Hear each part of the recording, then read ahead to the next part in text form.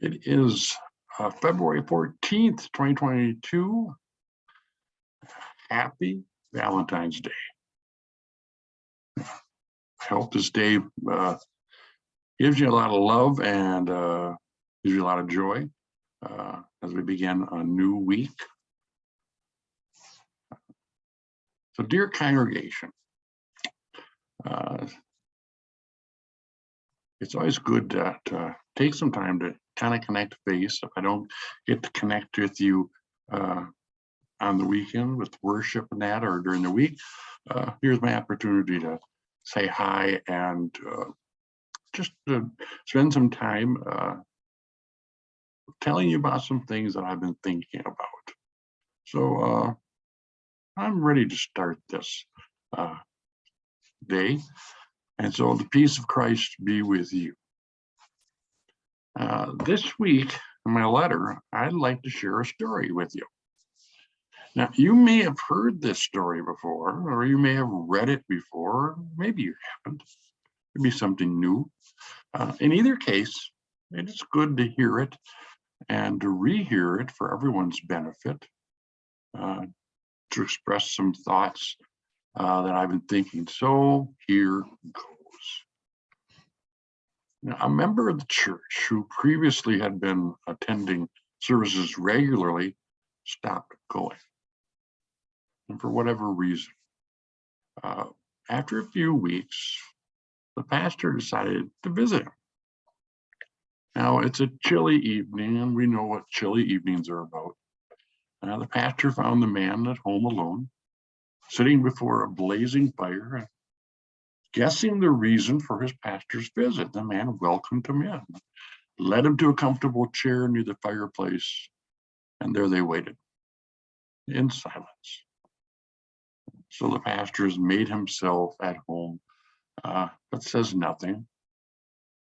And in that grave silence, he contemplated the dancing of the flames around the burning logs.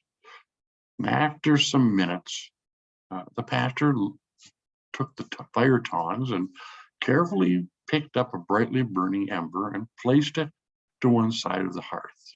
All alone, he sat back in his chair and was still silent. And the host watched all this in quiet contemplation. And as the one lone ember's flame flickered and diminished, there was a momentary glow, and then his fire was no more. It was cold and dead.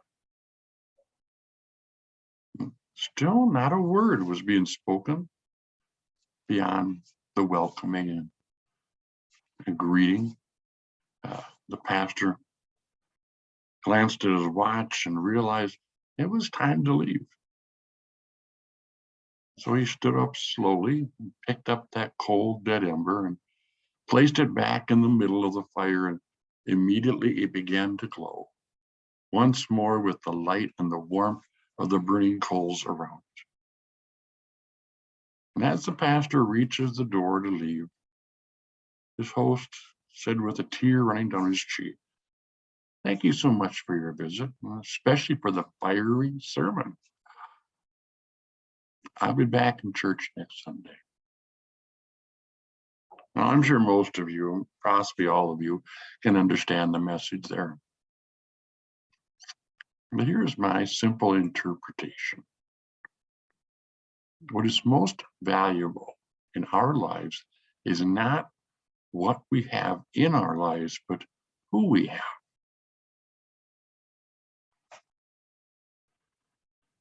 And I'm not really sure why or what you think about why you were wanted back in worship. But my reason is simply because there are a lot of faces. And I miss seeing them. There are a lot of voices I miss hearing in prayer and singing. Fellowship that is missing.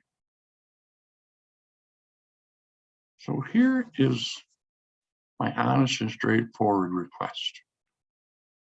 I need to hear from you. I want you to play a part in the life of your church. If it's 4 Saturdays or Sundays a month or once a month, come and warm up to the fire. That is your church family and the Holy Spirit. I know you can keep the fire of faith going on your own, but like the ember, well, slowly but surely that ember dies, and that warmth and that fire dies when we stay away too long. But I really look forward to seeing you back if you aren't already back. And for all those who are listening to this and have been back, I really treasure your fellowship and your presence. It makes everything I do that much more worth it. Of course, you have to know that I hold you all constantly in prayer. I am trusting in God's grace for all of us to come back and make these coals just blaze. I leave you with Christ's blessing. Pastor Kent.